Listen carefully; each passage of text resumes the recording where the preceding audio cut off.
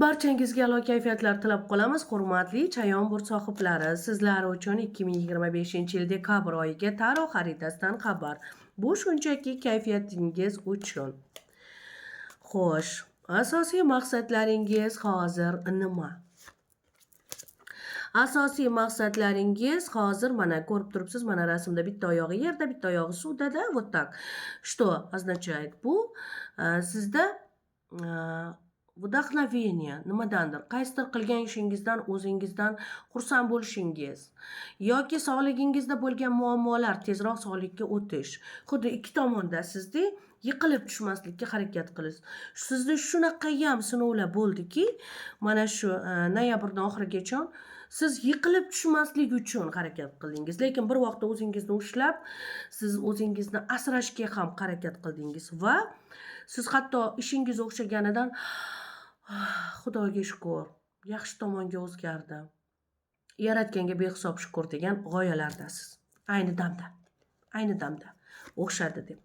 Ha, sizdagi juda ko'p og'ir, yoqimsiz suhbatlar bo'ldi 2025-yilda. Bular barchasi ketdi. Endi dekabr oyida bunaqa narsalar bo'lmaydi.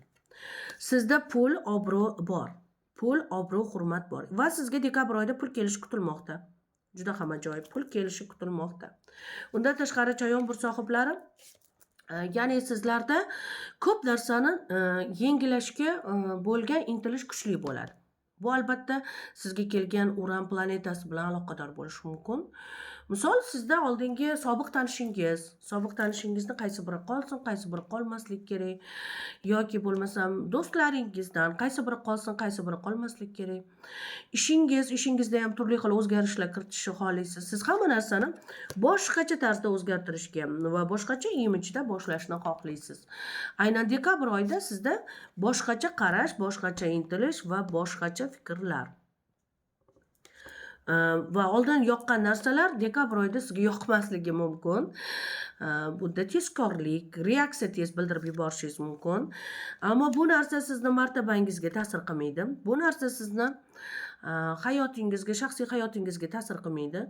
Faqat sizda muomalada sizda tezlik kuchayib ketishi mumkin. Reski qaror qabul qilish, ya'ni tezlik.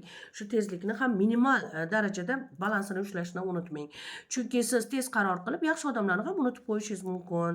Maqsadlaringiz aniq. Sizga yetadigani yo'q, maqsadlaringiz aniq, hurmatli Chayon burt sohiblari. Hammasi joy-joyida, planingiz bo'yicha ketyapti, barakasini ham ovossiz. Sekin asta dekabr oyida pul, martaba va sizda boshqa imij boshlandi.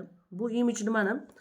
Aynan mana shu noyabr oxiridagi ko'p sizni talvasaga soluvchi voqealar sizning sog'lig'ingizga birmuncha ta'sir qildi. Lekin bu sog'lig'ingizga ta'sir qilgani bu asli sizni transformatsiyangiz hisoblanadi. Ya'ni siz boshqa olamga o'tdingiz, boshqacha. Qarang, ko'pchilik o'zgarmoqda. Aynan dekabr oyida siz umuman butkul boshqacha odamga aylandingiz. Pulingiz bor, ishlar yaxshi, planlar joyida. Kim kerak bo'lsa o'sha bilan suhbatlashasiz, kim kerak bo'lmasa udalit qilasiz. Как всегда, har yil oxirida kimnidir ushlab qolasiz, kimnidir udalit qilasiz va o'zingizni qaroringizni juda hurmat qilasiz. Faqat o'zingizni qaroringizni hurmat qilasiz, Chayon burt sohiblari. Undan tashqari siz juda ko'plab o'zingizni ustingizda ishlash, o'zingizni rivojlantirish bilan ko'proq mashg'ul bo'lasiz dekabr oyida. Sog'lig'ingizni tiklash, sog'lig'ingizni, pulingizni yana ham ko'paytirish, to'lovlarni joy-joyiga qo'yish, munosabatlarni ham qaysi biri kerak, qaysi bir munosabat ustida ishlashingiz kerak, qaysi bir munosabatni ustida esa ishlashingiz ham kerak emas, vaqt ham ajratish kerak emas. Aynan shu narsalarda ham bosh qotirasiz va sog'lig'ingizni chiroyli tiklab olasiz. Dekabr oyida misol Chayon burt sohiblarida hozirgi paytda noyabrning 20laridan boshlandi, sog'ligida muammo bor. Yo shamollash, yo gripp, yo bosh og'riq, yo quloq og'riq, yo tish, muammo sog'lik yoki oshqozon, ichak, o'ziga yarasha shu o'zini organizmida kerakli har bitta Chayon burt sohibida boshqa zodiaklarga nisbatan o'zini davolatish, o'zini tezroq tiklab olish, sog'lig'iga bo'lgan e'tiborni qaratuvchi tanasining signallarini sezdi. Va dekabr oyida, 4-dekabrdan boshlab sog'lig'ingiz, hammasi, energiyangiz qaytadi. С тобой. Veselo deydi. Siz umuman boshqacha bo'lasiz. Siz hatto tunni ham kunni ham boshqara oladigan sog'likka erishasiz. Bu juda ham yoqimli. Chayon sohiblari, maqsadingiz aniq. Hamma maqsadlaringiz aniq, pulsiz qolib ketmaysiz. Rejalar hammasi aniq. Hammasi aniq. Kimni qoldirasiz, kimni uzoqlashtirasiz. Hammasi har yil oxirida qiladigan ishlaringiz o'zingiz bilasiz. O'zingiz yaxshi, juda aqllisiz. Sizga qo'rquvlar begona. Kim sizga qo'rqsa, sizga yoqmaydi. Sizga qo'rqoqlar yoqmaydi. Qo'rqoqlarning yonida uzoq qolishni xohlamaysiz.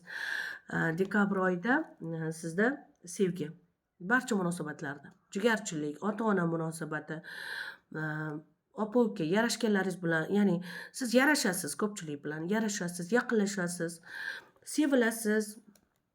Sevgi munosabatlari ham juda ham ajoyib bo'ladi. Juda ham sevimli bo'lasiz. Sog'ligingiz, o'zingiz kerakli uchrashuvlar bor, sizni uchrashuvlar kutmoqda. Bu uchrashuvni ham o'zingiz xohlasangiz borasiz, bo'lmasa yo'q. Chunki o'ta qaysar va o'zini rejalarini birinchi o'rinda qo'yadigan, o'zini pullarini, soqqalarini joy-joyiga qo'yib ishlata oladigan zodiakka kirasiz. Sizda ikkilanish yo'q. Ikkilanishim bor deb o'ylaysiz. Ko'pchilik aytadiki, chayon sohiblari ikkilanadi. Yo'q. Ularda ikkilanish yo'q. Ular rezinkadek biron bir narsani cho'zishni yoqtirmaydi. Yo ha yoki yo'q. Bo'lsa bo'lsin, bo'lmasa katta ko'cha deydigan qabulda. U shuning uchun ham puldan qiynalmaydi. Chunki maqsadi aniq. Maqsadi aniq bo'lgan shaxsga pul kelaveradi.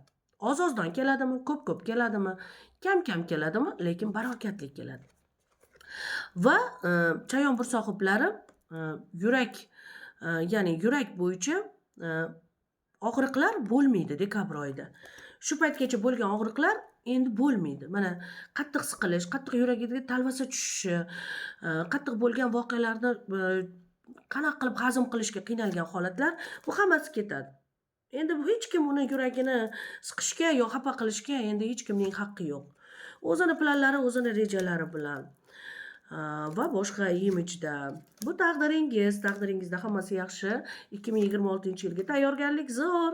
Tantaran. Hurmatli chayon sohiblari, yo'llaringiz ochiq, hammasi yaxshi. Hech kim bilan konfliktga bormang, urush janjal qilmang, chunki Uran planetasi yaqinlashganligi hisobiga sizda reski javob berish, reski talashuv, tortishuvga bo'lgan moyillik ustun bo'lishi mumkin, ammo buni minimal, maksimal darajada kamaytiring. Shunda siz 2026-yilga o'zingiz kutmaganingizdan ham ortiq yutuqlar bilan chiroyli bo'lib o'tib olasiz. Axir butun dunyo boshqa raqamga o'zgaradi. Yangi yilni tan olmaslik bu juda ham g'alati. Axir butun dunyo boshqa raqamga o'tadi. Demak, butun dunyo boshqa siklga o'tadi deganim. Va yangi yilingiz bilan hurmatli chayon sohiblari. Siz omadlisiz va shunday bo'lsin.